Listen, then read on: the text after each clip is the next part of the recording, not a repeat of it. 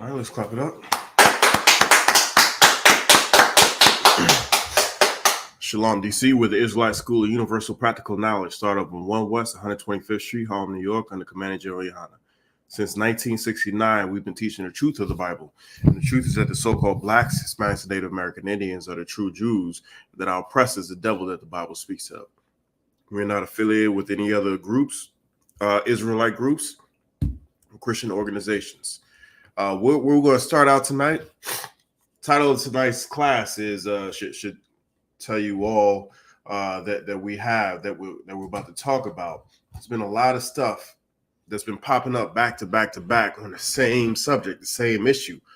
That tale can cause a lot of brothers to go to places where they didn't think was possible, and they think that they are immune to it. I know when I was in the world, I thought I was immune to it, but Most High was like, no one's immune to it, and we're about to read how no one's immune to it. Even the mightiest of us, when I say the mightiest of us, fell victim to that tale. You know what I'm saying? And we're about to read what was going, what happened to our king David, and how he fell victim to it. Right? We're not. Yeah, we're not. If you could, let's start us out at 2 Samuel chapter 11. We're going to start at verse 1. And we're going to see how David, one of the mightiest kings in Israel's history, one of the mightiest kings in Israel's history, how he fell victim to just that. Salakia, I'm getting there with you. Chapter 11. 2 Samuel chapter 11. Hold on 1 second, if you could, Baba Shah.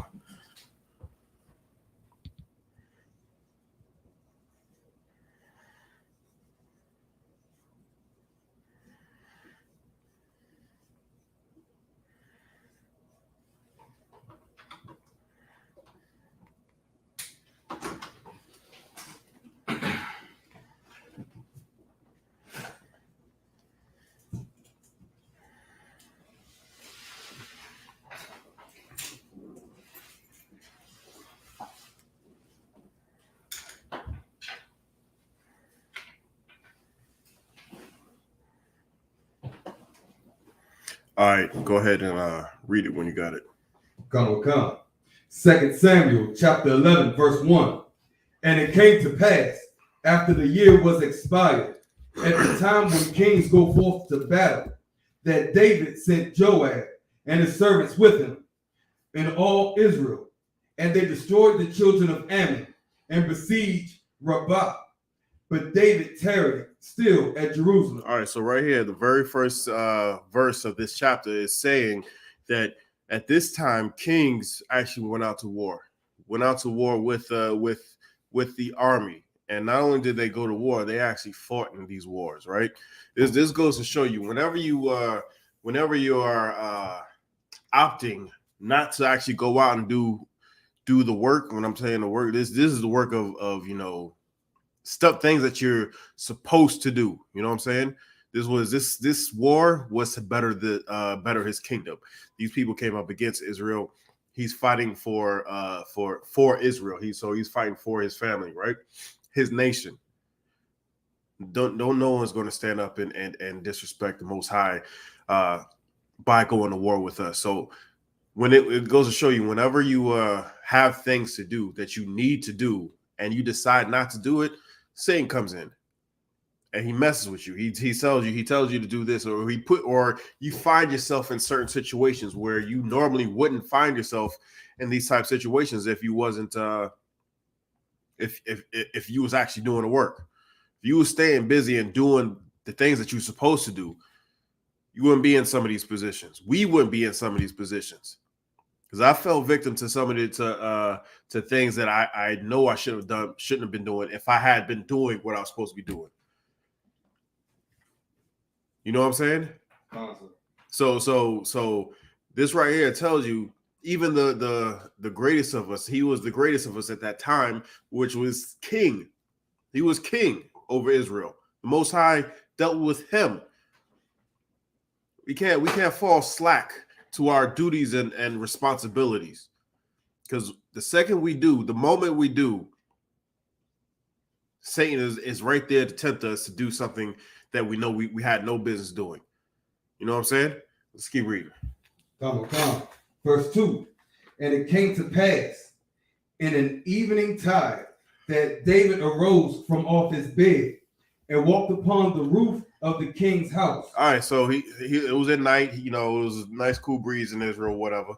He came out, he walked out, you know, into his terrace, or put it in today's terms, his balcony, whatnot.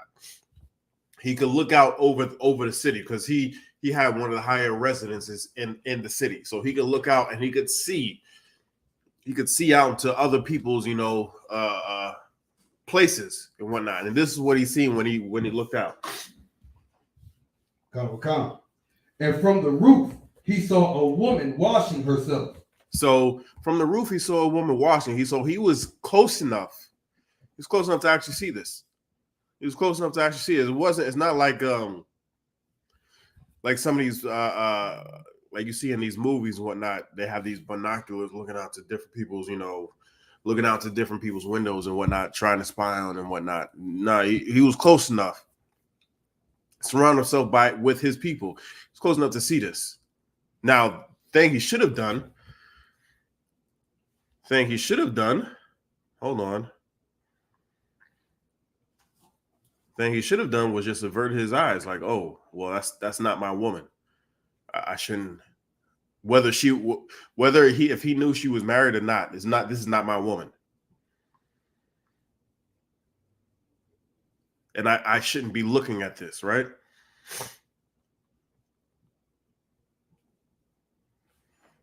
So like, give me 1 second.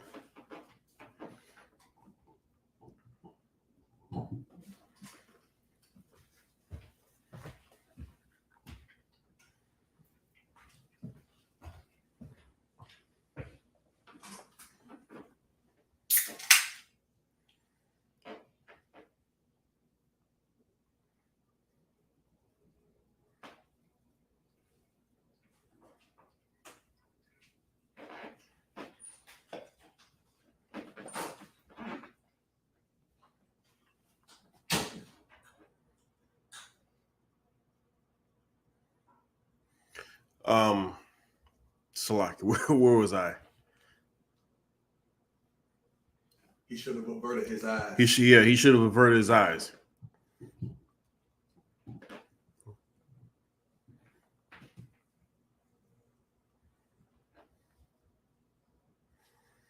Get me hold this and get me Matthew 5:27. Get me Matthew 5:20. Hold this. Come. Hold on, I'm gonna get there too. Salakia. You quick with it. All right, let's go. Come. Matthew chapter 5, verse 27. Ye have heard that it was said by them of old time, thou shalt not commit adultery. So this is Christ talking. He said, you know, in old time. So this is from the beginning. This is from the beginning. Thou shalt not commit adultery. We should not commit adultery. This is from the beginning. Why? Because this breaks down the very nucleus of what Israel is all about. When I say the very nucleus of it, I'm talking about like it breaks down communities. You get down even further, it breaks down families. You know what I'm saying? Without families and without a nuclear family, you don't have communities. Without communities, you do not have a nation. So this goes right down to the very core of us. In order for us to be a strong and solid nation, one of the key factors is not to try and sleep with another man's woman. Do not commit adultery, right? Keep going. Verse 28. But I say unto you, so he's telling us what was given to us from the beginning. Don't commit adultery, but Christ is actually adding on to it. You know what I'm saying? Making it more stringent. Why? Because even though we had it since the beginning, we were still doing it. And why were we still doing it? Because of this. Keep going. That whosoever looketh on a woman to lust after her hath committed adultery with her already in his heart. What does that mean? What does that mean? That if you see a woman and she's married, and you looking at her and you lusting after her, you've already committed adultery. What does that mean? That means if you are looking, then you're thinking about it, and if you're thinking about it, then you're going to eventually do it. Exactly. What's the saying is whatsoever a man thinketh, so is he. If you thinking about going ahead and doing whatever it is you see, you thinking about that doing to that woman or with that woman, you're going to think about it so much you're going to actually do it. Right? Drop that and bring me back to King David. Come. Verse 2. Second Samuel. 2 Samuel chapter 11, verse 2. And it came to pass in an evening tide that David arose from off his bed and walked upon the roof of the king's house. Right. And from the roof he saw a woman washing herself. And the woman was very beautiful to look upon. So he saw his woman. It was very beautiful to look upon, right? So what do you think was going through his mind? He was thinking, yeah. He was thinking, yeah. So the next thing he did was let's read. Verse 3. And David sent and inquired after the woman. So he sent and inquired after the woman. So he's like, who is this woman? Right? No, really, right there is no harm, no foul. Why? Because he doesn't know who this woman is. He doesn't know anything about her, but he's about to find out. He's about to learn who in the world this woman is, if she belongs to anybody. Right? So keep going. And one said, is not this Bathsheba, the daughter of Eliam, the wife of Uriah the Hittite? So one of his people said, yo, that's so-and-so's daughter, right? She's married to Uriah. He's in your army right now. So they gave him the rundown.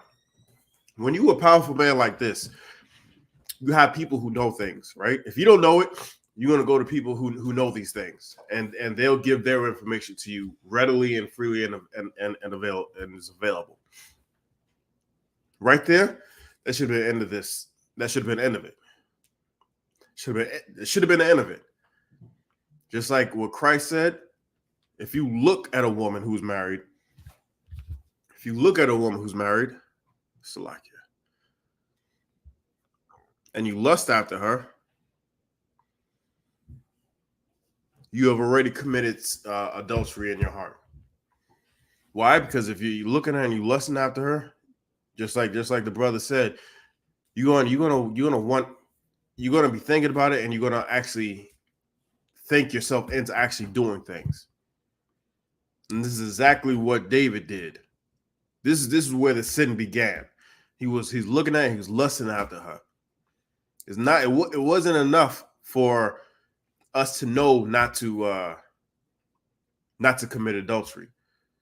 But if you see a woman and you know she's married, and you still look at her like, man, I'm bad as hell. You see that tail? That tail just keep going and going. It's just, you know what I'm saying? That junk jiggle. Yeah. now you looking with lust. Now you want to get around her, right? Now you want to get around. Man, she smells so damn good. I bet she's soft too. You running through these scenarios in your head. Now you around her and you saying things. You saying offhand. Just see you fishing. You see if she's gonna bite. You seen if she's gonna bite. And honestly, women in the world, women are like water. What do I mean by that? Women are like water. Women will go anywhere it is free to go. Shalom, sis. It is if you hold some water in your hand, And if you have, you know, any creases or any spaces in your hand, it's going to flow through that. It's just gonna flow. When I say sisters in the world are like that, it's because they have no border, they have no protection. Sisters in here have that protection, so they have that border. So even if someone tries to push up on them, and I know there are people in the school, there are sisters in the school that have people in the world that try and push up on them, but they have that boundary. Right. There is nowhere to go. You know what I'm saying? There is nowhere to go. There's no infiltration. Exactly. There is no infiltration. That protection is impenetrable. It's not going to happen. But sisters in the world, they do not have that protection. So they flow and they think it's right. They think it's okay. You know what I'm saying? Why? Because we've been taught by our oppressors. We lost our heritage. We lost our way. And we were learning upon our oppressor who teaches us these things only to destroy us further. That's not the way. That's not the way. Christ said, even if you look at them and lust after them, you commit adultery. Now that's strong. So if you see someone and you know that they are married, you ought to, by all, just get that out your mind. Don't even think about it. Don't even fix your mouth to even, don't even fix your brain to even think about it. It's off limits. It's cut off. It's dead. It should be. It should be. And if you find that, I would say seek more counsel. Seek counsel. This is what we do. We bring our people back to these laws, statutes, and commandments, how to live righteously. You know what I'm saying? Let's keep going. We got a lot to go. Come. Verse 4. And David sent messengers and took her. And David what?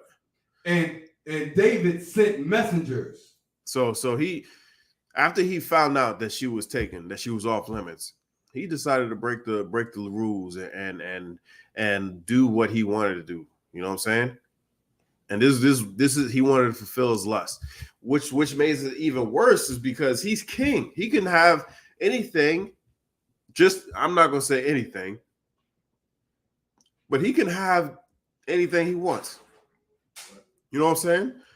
He can have anything he wants. He didn't have to go and do this. I know this sister was bad, but there is plenty of other bad sisters out there. Plenty of others. He didn't have to go ahead and try and not try. He did. He didn't have to go ahead and take this sister. Didn't have to. You had something? Yeah, it's like it, sir. He slid into her DMs. Exactly. He slid into it, and it makes it so it makes it so easy. Brothers, if you listening to this, it makes it so easy for you to try and circumvent hollering at a sister. You know what I'm saying? Before social media, you would have to catch them somewhere in the grocery store or at the bus stop, somewhere around town where you can, try and holler at them on a slide tip. Now, all you got to do is like, all right, let me find their socials.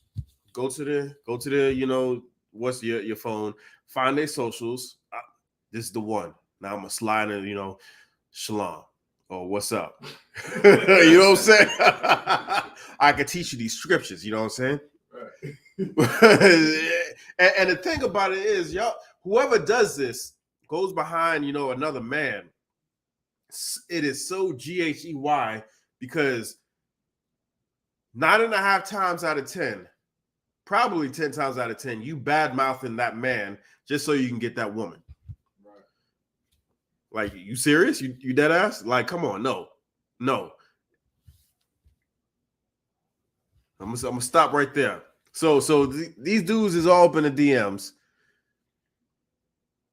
knowing that there's a record, or not knowing that there's a record. It doesn't matter because they ain't thinking with the wisdom that God has actually given them. Do not do this. Why? Because even if even if that woman finds that little crease and flows with the water and goes with you and actually gives you the time of day, she's going to get mad at you at some point. She's going to get feel guilty. She's going to do whatever, and then she's going to out you. She will out you, like, oh, you've been all of my DMs, this, and that. Like, no, I haven't. Like, really? Boom, bam. You know what I'm saying? He been talking to me for 7 months. I got all these, screenshots that you thought you deleted it. Receipts. Yeah, I got all these receipts. You thought you deleted it and scrubbed your phone and your chats and your history, but nah, she done took screenshots. And she outed you. For what? For what? Now you going through hell. Now you going through hell because of that tale. Like, for what? It is 100% not worth it. It is 100% not worth it. All you have to do is be honorable. Honorable. Get with the sister that doesn't have a man. There's plenty of the women out here that does not have a man. You won't end up in situations like that or the rapper Trouble. You won't end up in situations like that. The woman says that she's single, but she's been dealing with this man for what, 3-something years, something like that. It was for a number of years, and then they broke up for a week. They was living together, broke up for a week. That don't set off no alarms. You gonna go to that house? That dude used to live there, right? Even if, let's just say, she got the keys back from him, or she changed the locks. If you living in a place for a number of years, you know how that house operates. If you wanted to get in that house, you're gonna get in that house. And if a sister said, "Hey, I've been broke up for a week," nah, you ain't broke up at all. Even in the world, a week really ain't nothing. A week ain't nothing, and you gonna try and. Now this brother has to lose his life for that. I'm not saying he knew about her situation before. I'm not saying that. But if he would have waited months and months and months and was talking to her for months and months and months, even if you would have talked to her for a couple of days, you would have found out that she had a man she was living with, and they had just broken up. You could avoid that situation altogether. There's another video that's going around Facebook about, I don't know who this brother is, but he's in the hospital. It was like a little short, like 10-second. He was like, I'm in the hospital. I'm jacked. I'm messed up because my day one. If y'all know who I am, y'all know who my day one is. He's the one who popped me over a woman that wasn't even his. He's the one that popped me over a woman that wasn't even his.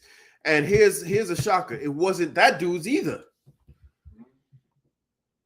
What did Chris Brown say? These ain't loyal. Oh, yeah. They ain't loyal. All you have to do, man, just chill out. Like, seriously, just chill out and talk to these women. Just chill out and talk to them. Talk to them for a minute. A lot of this stuff will air itself out. And you will find out that, she's for the streets. She ain't for me. Now, if she wants to clean herself up, that's going to take a little longer. That's going to take a little longer than a couple of weeks, a couple of months. But right now, why? There's so much stuff I can say, but I will not say because it just seems like it's just going to come off, Why would you put yourself through something like that? Why? For what? And that woman who was involved in that trouble situation, the rapper Trouble situation, was she injured? I don't know. I haven't heard anything, so I'm assuming no. You could have, sisters, hear me good. Not only are you putting your man's life at risk, when I say your man's life, the person who you think you broke up with, not only are you putting his life in jeopardy, but you're putting also that new dude's life in jeopardy. Not only that, you're putting your life in jeopardy. And if you got with a crazy psychopath, you need to seek help. Seek counseling. When I say seek help, there's only one real help that you should seek, and that's the men of the I.S.U.P.K. That's right. Seek counseling. Seek help. We will guide you in the right direction on what you need to do. In order to avoid a situation like that, it's all in the choosing. It ain't all of a sudden that you find one day you find out he's crazy. There are brothers out here who have gone through things and have not gotten the help to get over that thing or those things that has happened to them. You know what I'm saying? And if you were to just sit down and talk to them for a couple of weeks, couple of months, you will find that stuff out. And you'll be like, no, you know what? This dude ain't for me. This dude is not for me. But we all up into America and her ways. And because we're all up into America and her ways, we got situations like this. You see somebody who is bathing herself, and now you want her. Now you want her. Sounds like you're going out to the strip club. You know what I'm saying? You see these women naked, half naked and naked, and now you want her. You don't even have to go out to the strip club. You can go to Walmart. I've seen some women in Walmart that have, that are in see-through, not see-through, but like some of them are in see-through clothes, see-through pants with a thong on, and like a see-through top. You know what I'm saying? Sheer, yeah. See-through, sheer. They're wearing them damn yoga pants that's too small. So when you bend over, you see everything. Like the material just is black or whatever color it is, but it stretches out so much that it's see-through. Or how about I seen one who was in a fishnet like catsuit. Like, are you serious? Women advertising themselves out here like that on socials, going to the damn store. Not even going to the club, but going to the damn store. Now you see their goods and now you want it. Not even knowing who else wants that. The streets, the killers, the psychopaths, they want that too. And they lay claim to it. Now you got to deal with that. Do you really want to deal with that? Do you really want to deal with that? Nah. It's not worth it. It's not worth it. Not only will you lose everything that you have, you can cause other people to lose everything they have as well. How do we know? Because right here in this story, let's continue reading this story. Let's continue. Let's see what all really happens. Come. 2 Samuel chapter 11 verse 4. And David sent messengers and took her, and she came in unto him, and he lay with her, for she was purified from her uncleanness. What does that mean?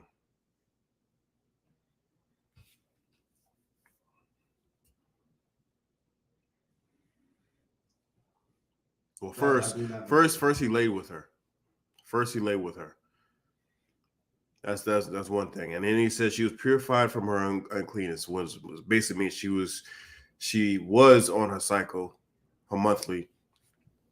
Now she's clean from that.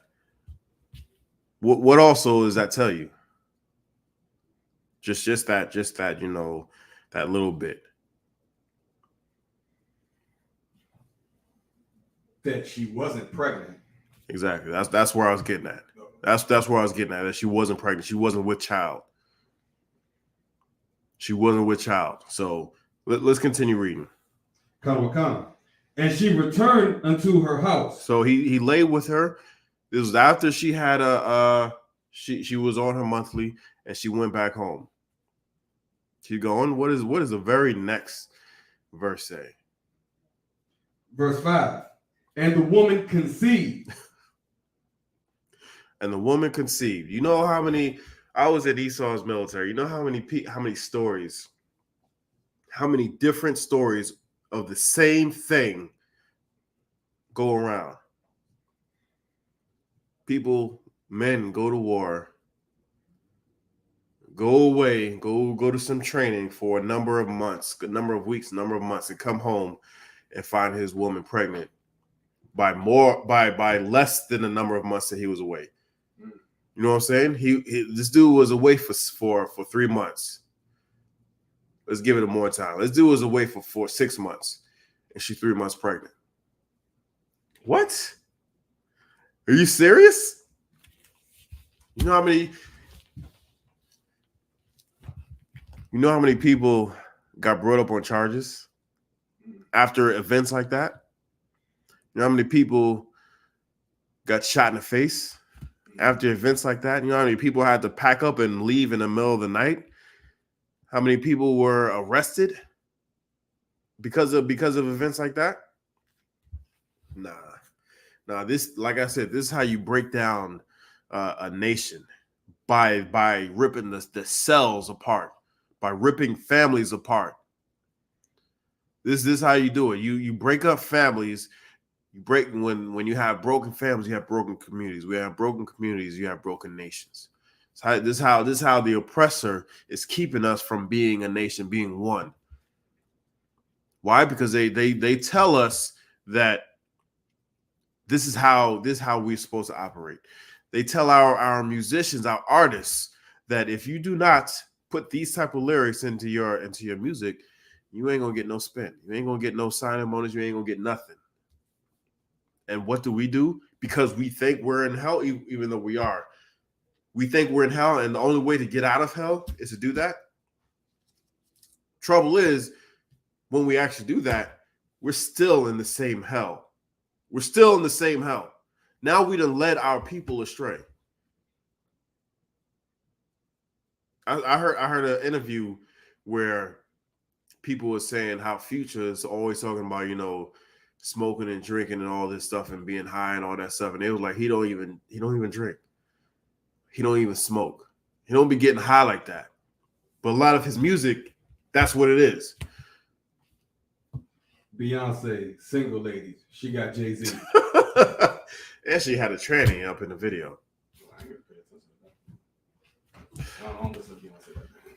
Yeah.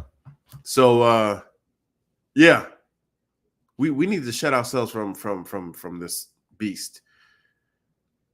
We're gonna continue to lose. We're gonna continue to lose as they laugh their way to us being oppressed, to us losing our sanity, us losing our nation, our nobility, because we are noble people. We're a nation of kings and priests. This earth was meant to be ruled by us. Not to be just, the oil and the gears that run the thing. We're supposed to be the hand on the lever, the foot on the pedal. We're supposed to be steering it. All we are is just, the components in the machine right now. But that's going to change. That's going to change. Right? Let's keep going. 2 Samuel chapter 11, verse 5. And the woman conceived and sent and told David and said, I am with child. What is that? What is that Usher song? These are my confessions. Yeah. Confess. When you said that just popped in my head. Talking to a girl. What did he say? She said she was 3 months pregnant and I'm keeping it. When I was in the world, I'm like, oh man. Oh. This should be a joyous occasion. But there's a problem. This ain't his woman. And her husband has been away for a number of months. What's a man to do? I got it. This is what we're going to do. Keep reading. Verse 6. And David sent to Joab, saying, send me Uriah the Hittite. And Joab sent Uriah to David. All right, so you're like, yo, send him back over here. And let me holler at him right quick. Right? Keep going. Come. Verse 7. And when Uriah was come down, And when Uriah was come unto him, David demanded of him how Joab did. So he's talking to, hey, so how's my generals doing? How's the war going? It's just chopping it up, real business like, trying to loosen him up, see where he is, right, where his head is, what they call it, checking his temperature. Keep going. Go. And how the people did, and how the war prospered. Right. Verse 8. And David said to Uriah, go down to thy house and wash thy feet. So now here's okie doke right here. Here's okie doke. Now he's telling Uriah this, but he also told Bathsheba this. You know what I'm saying? He also told her, hey, once he gets down there, whatever, do that thing that you do to make him want you. You know what I'm saying? So the plot was already in play, right? Keep going. Come. And Uriah departed out of the king's house, and there followed him a mess of meat from the king. Right. So he told him to go home, relax. You've earned it. You've earned a little, rest. Go home. And he sent a feast, basically a feast, with him to his house. Keep going. Come. Verse 8. And David said to Uriah, verse 9. But Uriah slept at the door of the king's house with all the servants of his lord, and went not down to his house. So he was like, nah, man, I can't go home, and not in good faith, not in good conscience, go home, be with my woman. I'm gonna stay right here at the king at the gate where all the Akim are. This is what I'm gonna do. You know what I'm saying? My brothers are at war. How can I go home?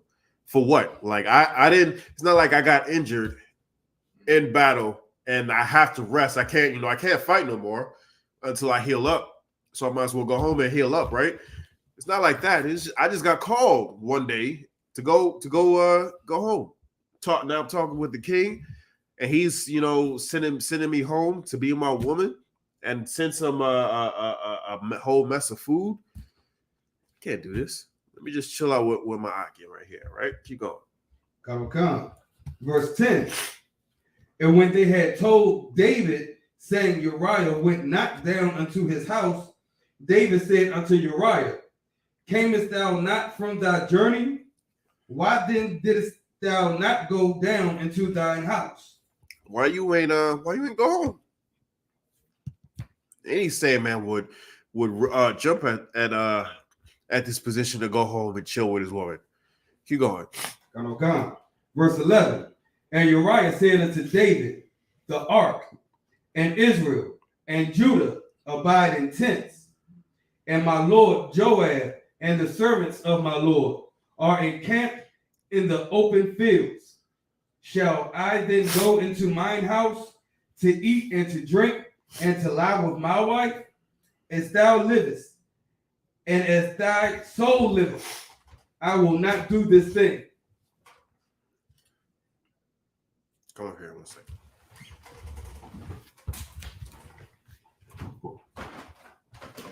Continue.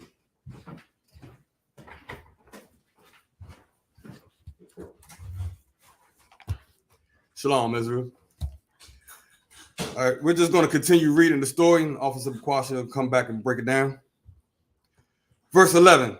And Uriah said unto David, the ark and Israel and Judah abide in tents, and my lord Joab and the servants of my lord are encamped in the open fields. Shall I then go into mine house to eat and to drink and to lie with my wife? As thou livest, and as thy soul livest, I will not do this thing. Verse 12. And David said to Uriah, tarry here today also, and tomorrow I will let thee depart. So Uriah abode in Jerusalem that day and the morrow. Well, Uriah, he didn't want to go to his house because, like Officer Bakwasha broke it down, he wanted to be with his brothers. He wanted to be with Akim because Akim were at war.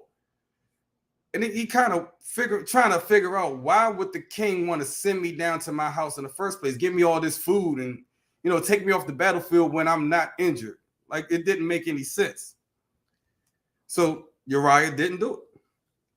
So verse 13, and when David had called him, he did eat and drink before him, and he made him drunk.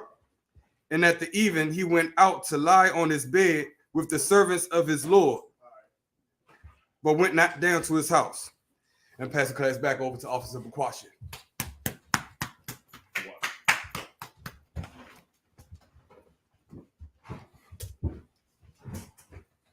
All right, where we left off?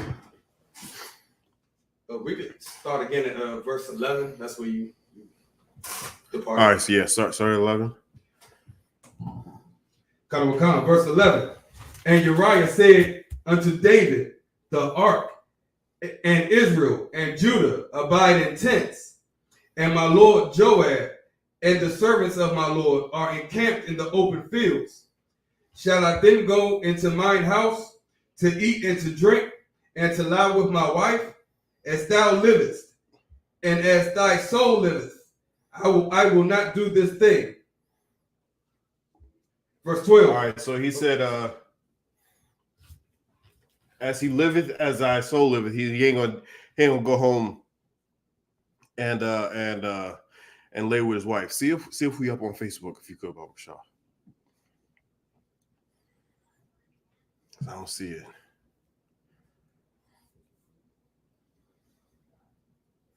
Console, we up. We up? The water.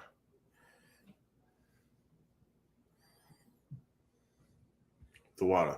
So he's saying, I'm not gonna, you know, all my Akim, all the ark, my general is out, you know, is out in the fields, sleeping under tents, sleeping under the stars in tents. How am I gonna go home and, you know, and lay with my woman? I can't do that. I can't do that. Right? Where are we? You said 11. Yeah, verse That 12 was now, all right. Go ahead. 2 Samuel chapter 11, verse 12. And David said to Uriah, tarry here today also, and tomorrow I will let thee depart. So he's saying, you know what? Go ahead. You know, stay here, and tomorrow I'm gonna let you go on about your business. Why did he really say this? Because he wanted to figure out how in the world best to handle this situation. Because he knew he ain't gonna go home. He ain't gonna lay with his wife. He ain't gonna lay with his woman. And what was his intent with sending him home? He wanted Uriah to lay with his wife, so Uriah would think that child would be his. Dirty, nasty. That man, that's David. They was plotting some dirty stuff, man. That's rotten. That's rotten to the core. That's you see what how some tale can lead you to go through hell. Do you know how bad it would look for a king such as David? Not just any king, because there are some people. When I say a king, I'm talking about like a leader. Like look at Donald Trump. He was, you know, the president of the United States, right?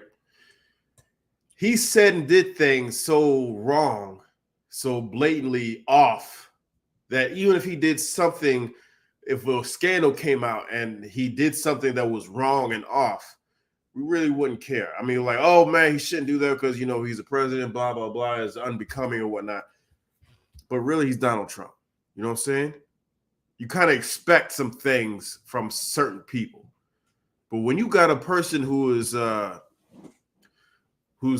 person such as David, who you can't, you know, name a time where he's sinned and do something as dirty as get another man woman's pregnant, what's the punishment of adultery?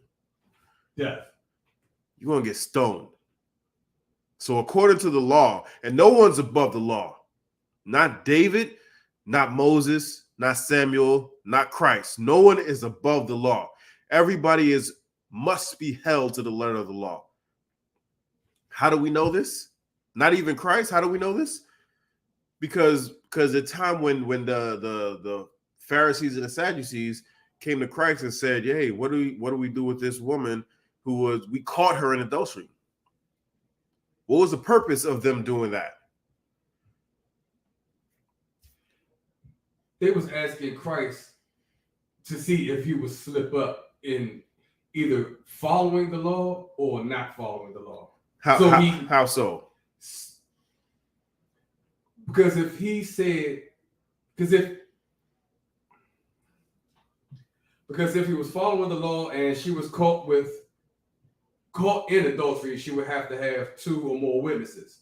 They didn't have any witnesses. They did. Oh, they did? They did. They said, hey, look, we caught this woman in adultery. We caught her in adultery. What are you going to do about it? So what was the purpose of them bringing that woman to him? That adulterous woman. To see if he would give the order for her to be killed. No. They brought that adulterous woman to her because they knew, according to the law, she was supposed to be killed. Right? And Christ is preaching repentance, and they wanted to believe, they believed that he would say something against the law, which would give them the right to kill him.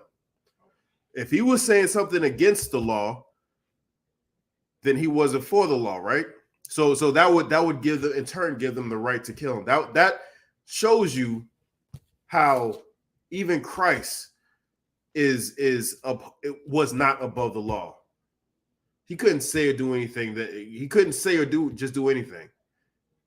He adhered to the law just like Moses did. He adhered to the law better than Moses because Moses committed murder. He adhered to the law better than David because David committed adultery. So no one is above the law. No one is above the law. So when a scandal like this were to get out, that David committed adultery and got someone else's woman's pregnant, man, it would have been over for him. It'd have been over for him.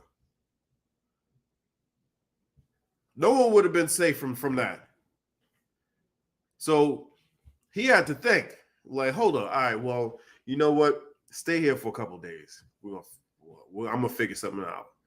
And when he figured something out, he got a plan. Then this is what happened. Keep reading. Come. 2 Samuel chapter 11, verse 13. No, Salaki, verse 12. Nice. And David said to Uriah, tarry here today also, and tomorrow I will let thee depart. So Uriah abode in Jerusalem that day and tomorrow. Verse 13. And when David had called him, he did eat and drink before him, and he made him drunk. And at evening he went out to lie on his bed with the servants of his Lord, but went not down to his house. So he tried again. He tried to get him drunk. And you know, a lot of times when you get some sauce in you, you're gonna try and go look for some tail. You know what I'm saying? He had tail that was right around the corner. He wasn't far from his own house. How do we know he wasn't far from his own house? Because David was able to see his wife from the roof. Exactly. So he wasn't far. He was not far at all from where he got drunk. He didn't have to stumble. He didn't have to stumble real far at all. You just went down a block, around a corner, and walked 2 blocks, and there, boom, you at your crib with one of the baddest women, with a woman so bad that the king committed a sin. A king of David's stature committed a sin. But he was so, he was so One West. He was like, nah, I'm not going home. I'm drunk. I'm gonna stay right here with the Akim. Right? Keep going. Come. Verse 14. And it came to pass in the morning that David wrote a letter to Joab and sent it by the hand of Uriah. Verse 15. That's so cold right there. He sent his own death warrant. He had to deliver his own death warrant. Ain't that something? He didn't know it. But that tale caused him. I ain't gonna say that tale caused him because David knew better. If anybody knew better, it was David. David knew better not to do anything with that woman. But you see, sometimes, you know, brothers see something that we like, whether it be money, whether it be women, whether it be drugs and alcohol, whether it be whatever. We see something we like, we find a way to go ahead and do that thing that we know we weren't supposed to be doing. And then there's hell to pay. Now that we done did that thing, it's either we can come clean and confess and deal with the consequences like that,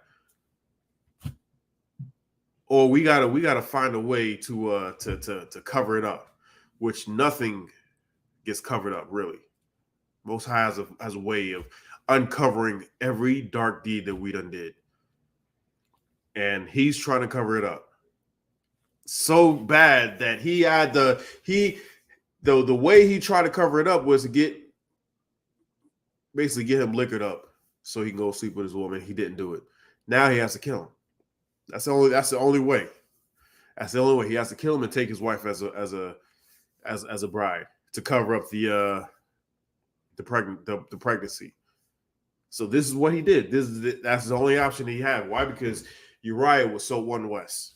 He would not leave his brothers and comfort, seek some comfort when his brothers could not do the same thing. Keep going. Come. Verse 15. And he wrote in the letter, saying, set ye Uriah in the forefront of the hottest battle, and retire ye from him, that he may be smitten and die. Damn, he said, go send him in a forefront of this battle where it's hottest, where it's,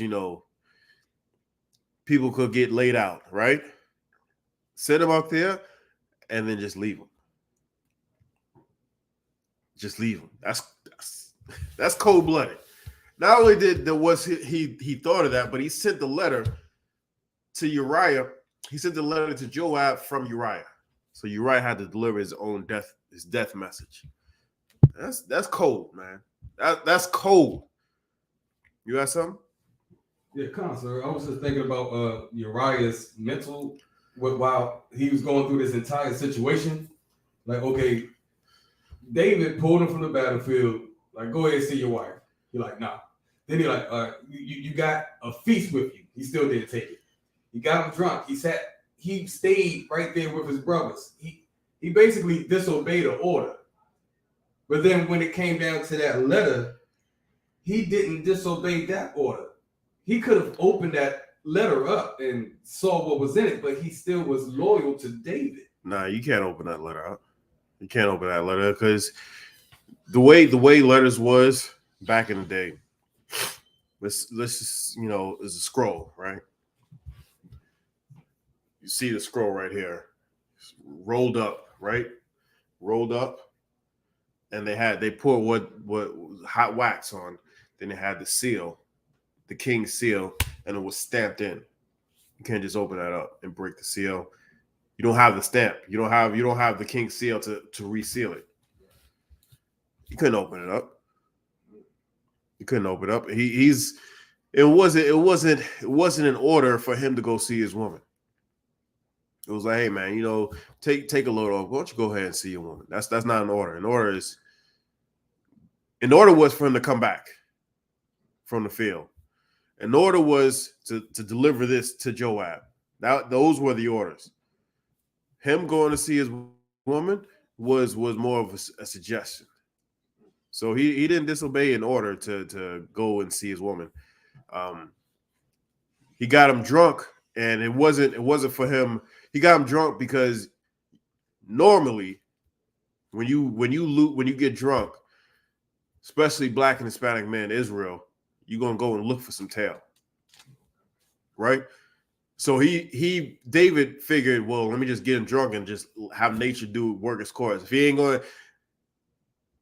he's not gonna, if he's gonna stay out here consciously, well, let's just lower his inhibitions, get him drunk, and then just go and find his woman. But not even that worked. So now we got to kill him. That's what David's saying. Verse 16. And it came to pass, when Joab observed the city, that he assigned Uriah unto a place where he knew that valiant men were. Verse 17. And the men of the city went out and fought with Joab. And there fell some of the people of the servants of David, and Uriah the Hittite died also. So right there, boom, he accomplished what David had intended. Once he got that letter from Uriah, that was from David, he knew he sought to kill him, and then kill it. In doing so, other men died as well. Keep going. Come. Verse 18. Then Joab sent and told David all the things concerning the war. Right. So he's sending word back. Hey, this dude that you wanted dead, he's dead. So this is what he's doing. He's sending a report back. Verse 19. And charged the messenger, saying, when thou hast made an end of telling the matters of the war unto the king. Verse 20. And if so be that the king's wrath arise, and he say unto thee, wherefore approach ye so nigh unto the city where ye did fight? Knew ye not that they would shoot from the wall? So he's telling the messenger, hey, I'm about to give you this report.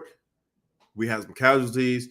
When David gets mad, when the king gets mad, and he's going to get mad, he's gonna ask why'd you go here doing this strategy? Why did you do this? Don't you know they had archers up there that's gonna shoot you from the wall? It was stupid to go and fight at that spot. You lost good lives for nothing. You know better than that. Keep going. Come. Verse 20. And if so, no, select it. Verse 21. Who smote Abimelech, the son of Jerubasheth? Did not a woman cast a piece of a millstone upon him from the wall, that he died in Thebez? Why went ye nigh the wall? Then say thou, thy servant Uriah the Hittite is dead also. So that was his message. He couldn't just come out and say, Uriah is dead. He couldn't just come out and say that, you know what I'm saying? So he had to go about a roundabout way of saying, hey, we lost some people. Like, why the hell did you do this? Blah, blah, blah, this and that. You should have known better. You shouldn't have gone that route. He was like, oh, well, your servant Uriah is dead as well. Like, okay. You know what I'm saying? That's how the way he would have known the reason why, because he told him to go to where the fighting is hottest, where there will be casualties. Go and then retreat. Just leave him there. Right? Keep going. Come. Verse 22. So the messenger went and came and shewed David all that Joab had sent for him. Right. Verse 23. And the messenger said unto David, surely the men prevailed against us and came out unto us into the field, and we were upon them even unto the entering of the gate. So they were telling him we ran up on them, even by the gate, where it's stronger for them. Why? Because they're in range of the archers, right? And they're in range of throwing rocks and boulders over at them, right? So keep going. Come. Verse 24. And the shooter shot from off the wall upon thy servants, and some of the king's servants be dead, and thy servant Uriah the Hittite is dead also. Salakia. Read that sentence before. Come. Verse 24. And the shooter shot from off the wall upon thy servants. Right. So they shot at us, right? And some of the king's servants be dead. Who talks like that? Who talks like that? Just the way you said it, you know what I'm saying? Yo, some of your servants be dead. Who talks like that? Niggas. Exactly. We talk like that. You don't hear anybody else talk like that. Right. Salakia. Some of your servants be dead. Right. I just had to put. I just thought that was That was Israel right off the bat. Come on. Come. You see how the way look, listen to our vernacular. Listen how the way we talk. Ain't no fakers. That talk like this. But I digress. Let's go. Come. Verse 24. And the shooters shot from off the wall upon thy servants, and some of the king's servants be dead. Yeah, they be dead, yo. And thy servant Uriah the Hittite is dead also. All right, so now that was a message because David was about to go off. Like, what? Uriah's dead. All right. Now I know why. Okay. Keep going. Verse 25. Then David said unto the messenger, Thus shalt thou say unto Joab, Let not this thing displease thee, for the sword devoureth one as well as another. Make thy battle more strong against the city, and overthrow it, and encourage thou him. All right, so he's saying, yo, hey, don't tell him don't sweat it. Don't sweat it. We all lose, a battle every now and again. You know what I'm saying? People die. There's a war. People die. But let's just fortify ourselves. Let's get back to business.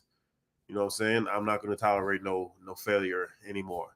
But none of this would have happened if he had just went to work.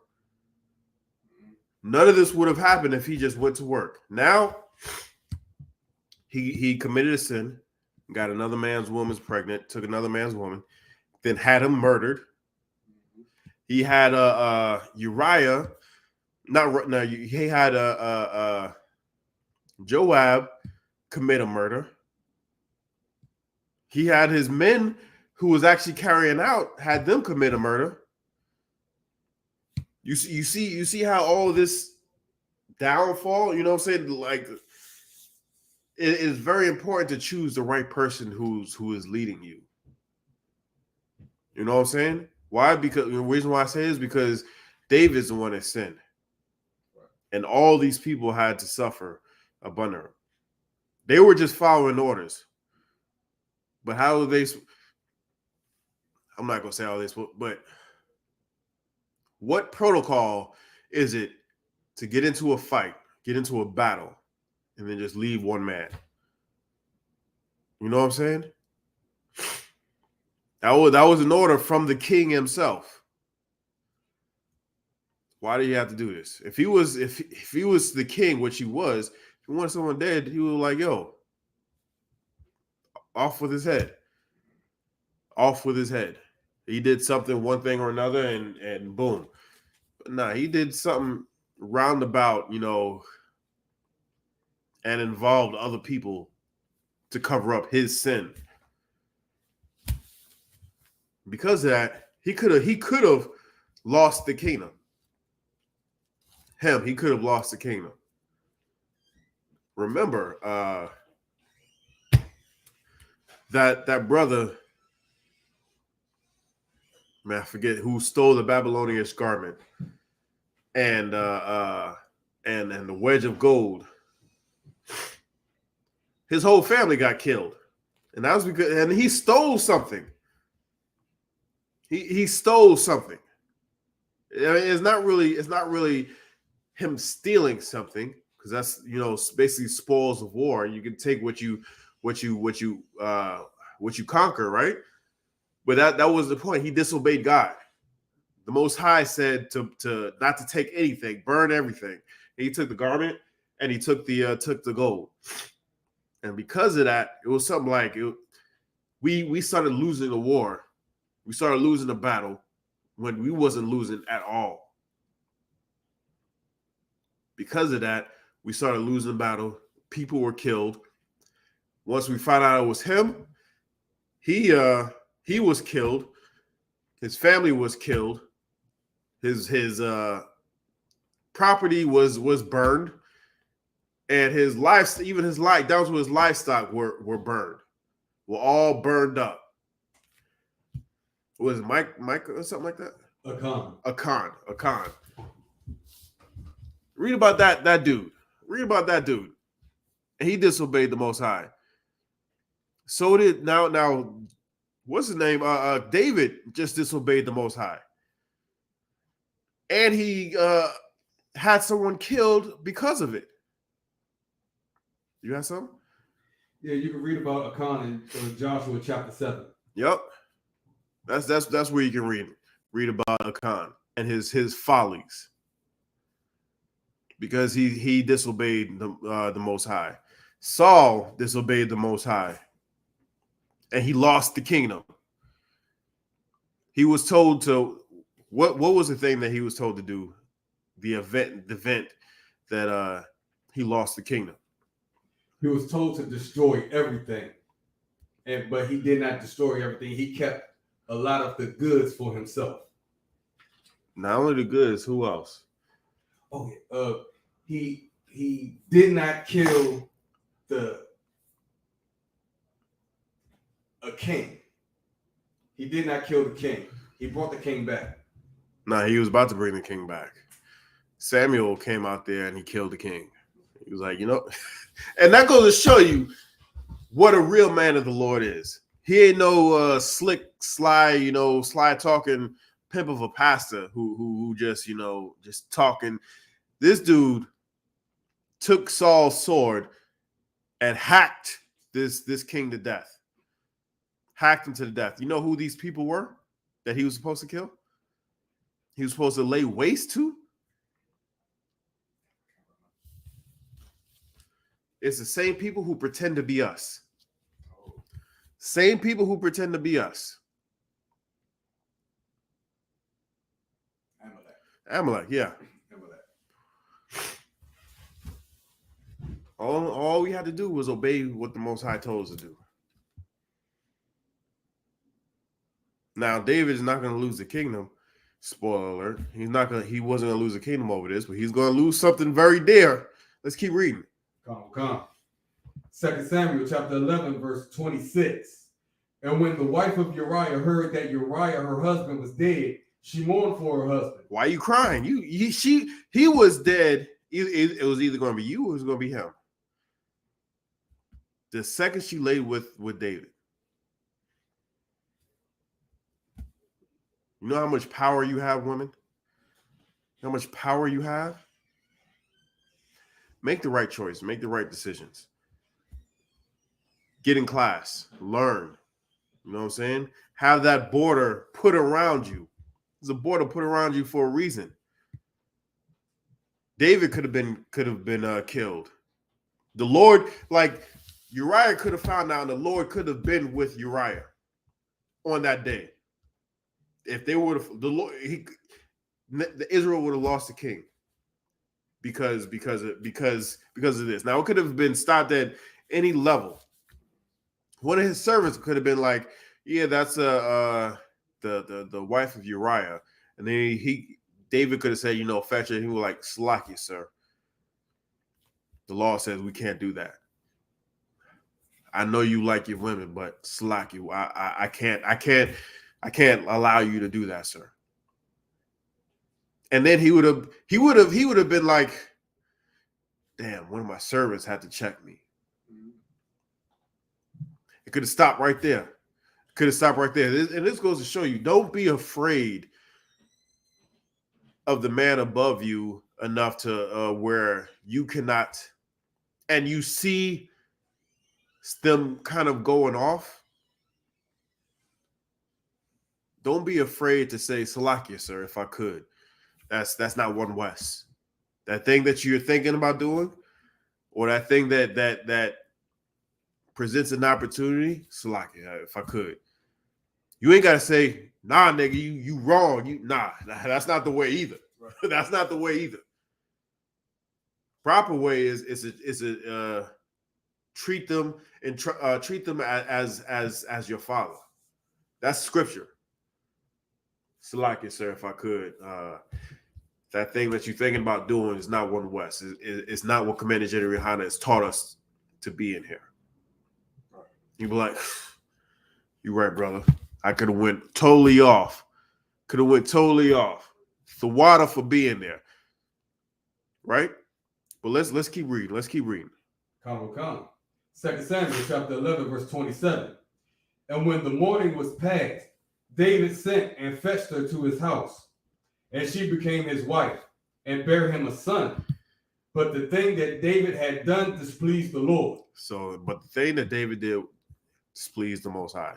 Most High, he ain't forget what's going on, right? So we're gonna see what all happened, right? Keep going. Come. 2 Samuel chapter 12, verse 1. And the Lord sent Nathan unto David. Nathan unto David. And he came unto him and said unto him, there were two men in one city, one rich, the other poor. Right. Verse 2. The rich man had exceeding many flocks and herds. Verse 3. But the poor man had nothing, save one little ewe lamb, which he had bought and nourished up. And it grew up together with him and with his children. Right. It did eat of his own meat and drank of his own cup and lay in his bosom and was unto him as a daughter. All right. So real quick, Nathan was a prophet. The Most High says the Most High sent him to talk to David. Right. God.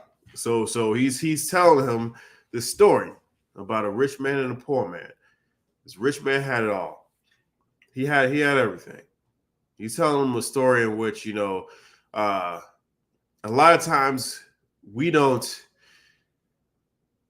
see our wrongs, even if someone is telling us flat out telling us our wrong, unless we actually take a step back. And this is what Nathan is doing, right? He's telling him a story that is totally about David, but using it in another manner. So he's talking about this rich man who had everything, and this poor man who only had this one thing he held very dear to him. It was very precious to him, right? Keep going. Come. Verse 4.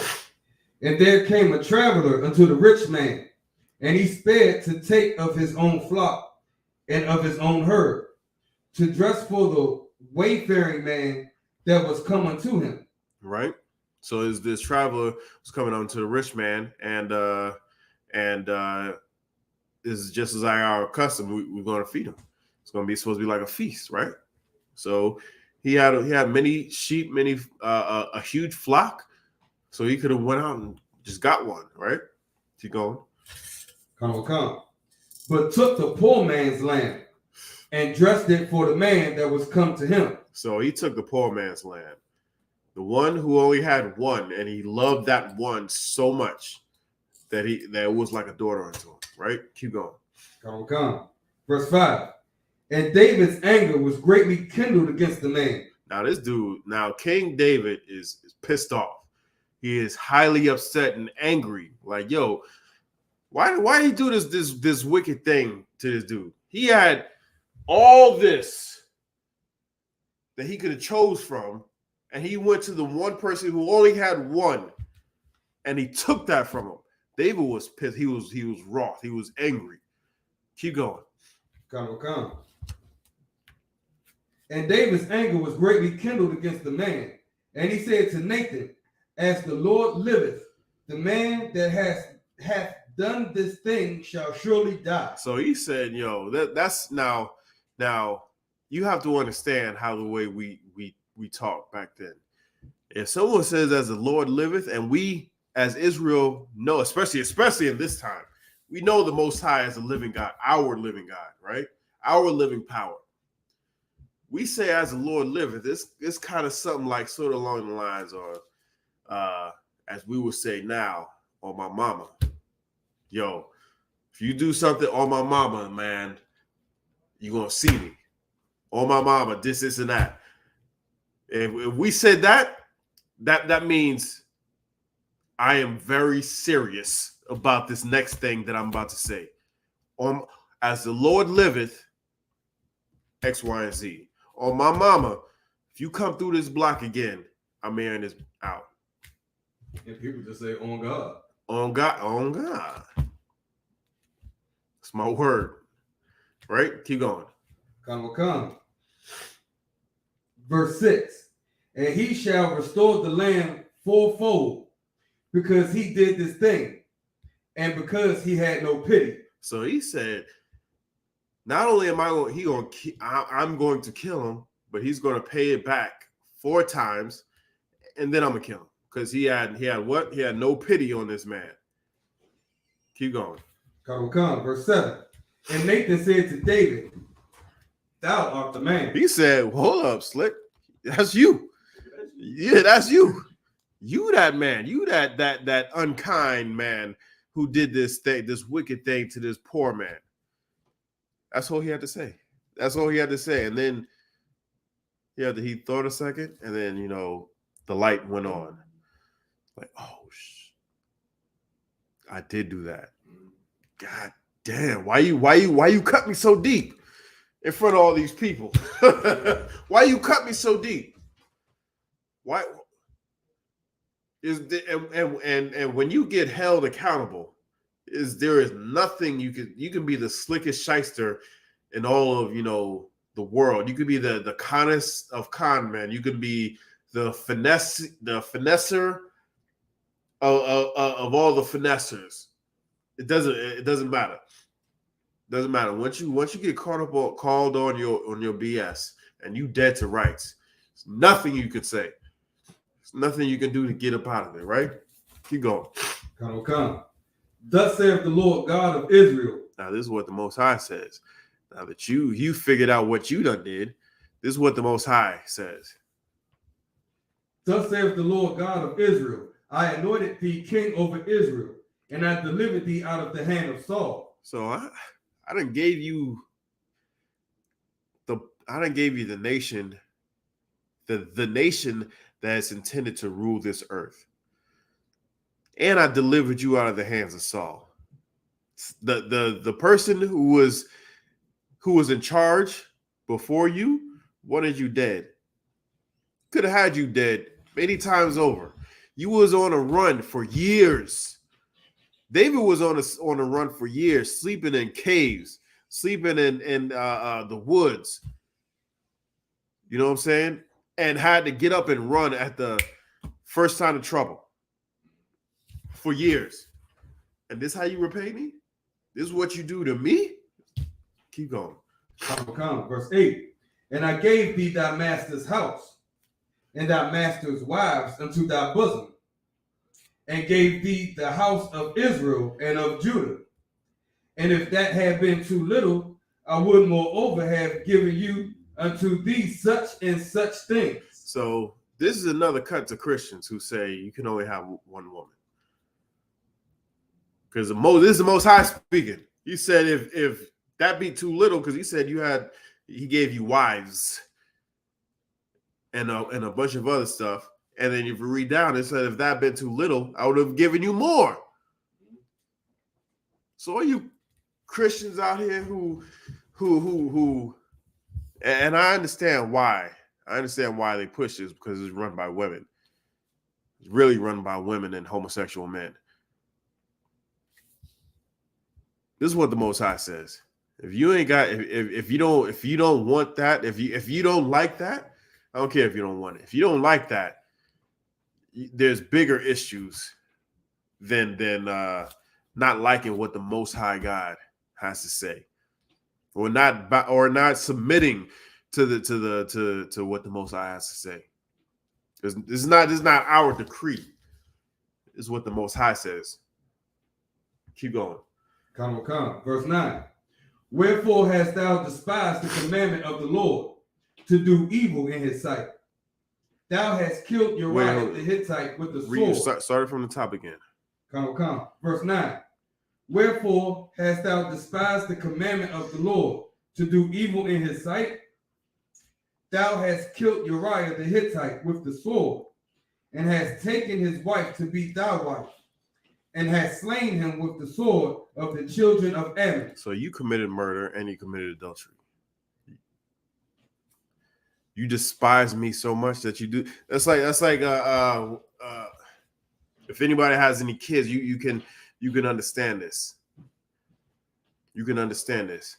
You give your children some sort of instruction on what to do. And then they leave. They say they'll do this while they're in your house. And the second they leave out that house, walk out the door. And I'm not talking about when they leave the house as adult. I'm talking about when they walk out that door and then they act a goddamn fool. It's like it's you spitting in my eye. It's showing me that you hate me.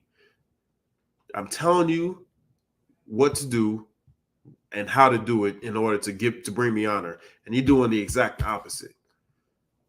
Are you serious? That's disrespect, and that's really showing hate. You despise me when you do this. There's a it was kind of like a joke. Like social media does it now. I mean, kids have been doing this, forever. The father's in the house, and the girls are going on their way to school, and they have like long sweaters or sweatpants or whatever.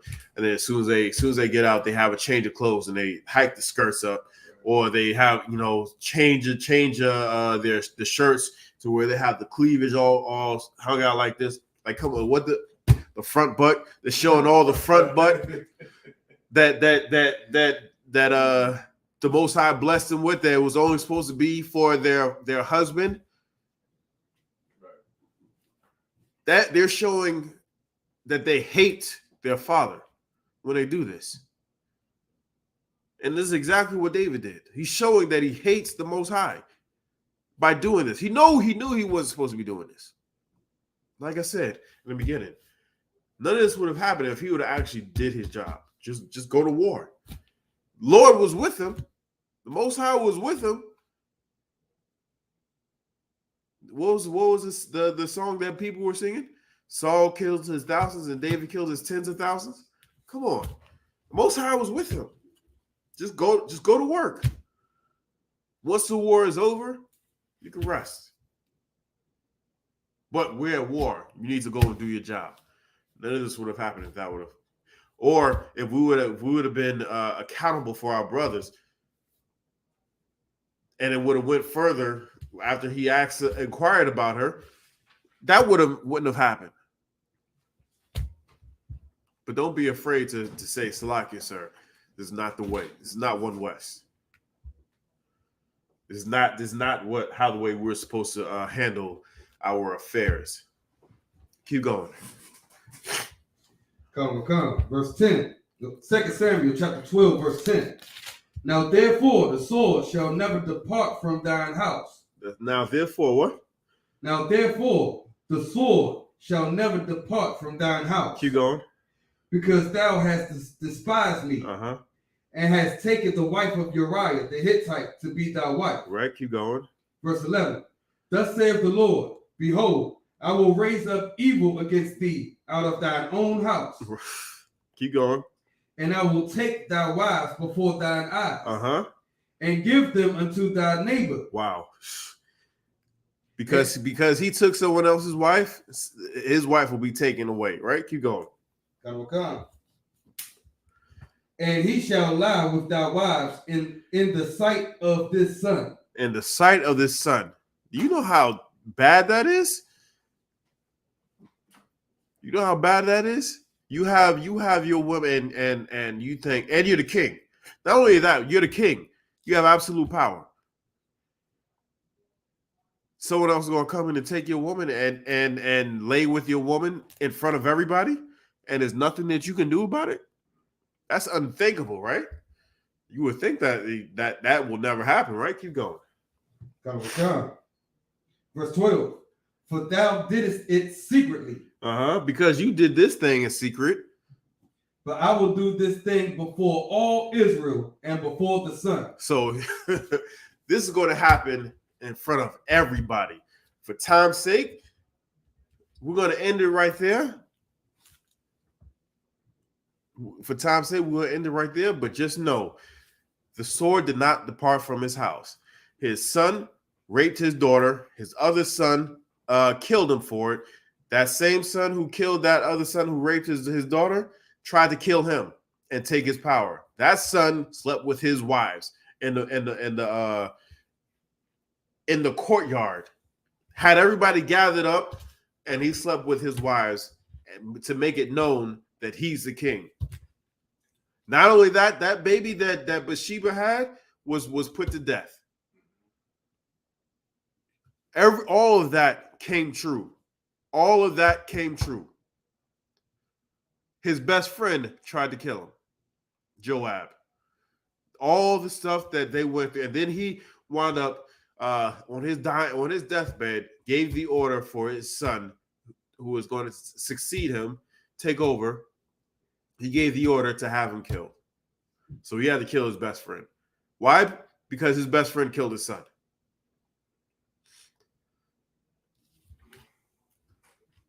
That's what happens when you disobey the Most High. That's what happened. Now you would think, well, damn, it would have probably been easier if you just stole me. To know that your son is going to rape your daughter, like, come on. And then your other son is going to kill him for it, and then your son's going to kill you, and then your best friend's going, dude. How much more? How much? All from this, when Christ said, you know, if you look upon a woman and lust after her, you have already committed a sin. He's going back in time from this. Now, if you looking at a woman and she's married, think about King David, and think about all the crap that he had to go through, because all the hell he had to go through because of that tale. Don't be that dude. Don't be the brother who was just slain, trouble. Don't be that brother who was in on Facebook telling that his day one, his best friend popped him over a woman that wasn't even his. Don't be that. Don't do that. Why don't you take some time to get to know the sister? And if she has a man, Captain Zaryak said he says it in joking, whatever, but he's dead ass serious. When he talks to a woman, he says, "Do you have a homie lover friend?" So there's no ifs, ands, or buts. No, do you have it's complicated. Do you have a sneaky link? Now we have to encompass all this BS, because you don't want to call somebody who you laying with your husband. I have to include all this language. Include all that goddamn language so that your daughters don't get raped by your son. So that your best friend doesn't kill your son. So that your son doesn't try to kill you. Include all that language. Get to know that person. Why? Because the Most High demands it. Not us. The Most High demands it. You're going to have to answer to the Most High. And it's not like Uriah, his family caused all these problems to David's family. That was the Most High that did that. So if you think that you can go ahead and get away with it, sneak one by, Most High already knows what is happening. All that was done in secret. What David did, but everything that was done to him was done in public. I can't stress it more. Find out who you're talking to, who you're about to lay with, who you're about to claim as a wife. And with that, I pass the class over to Priest and Officer Pagaibawa.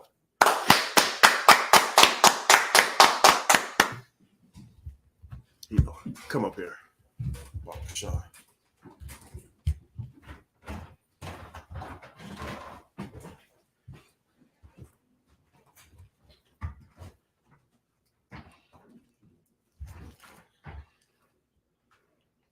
I.S.U.P.K. security announcements. We are the I.S.U.P.K. out of 1 West 125th Street, Harlem, New York, under Commandant General Yahanna. New rules for brothers and sisters. When a new brother or sister comes into the school, they are off limits for 6 months.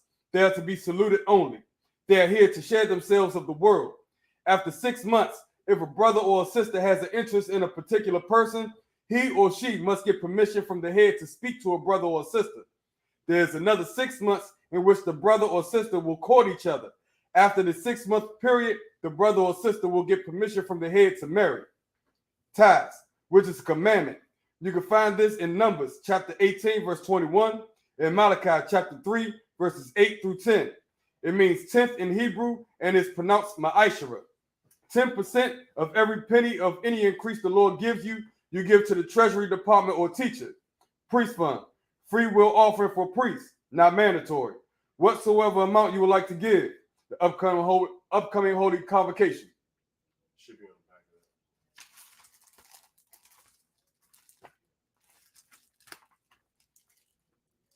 of Come. The memorial of blowing of trumpets, the first day of the 7th month.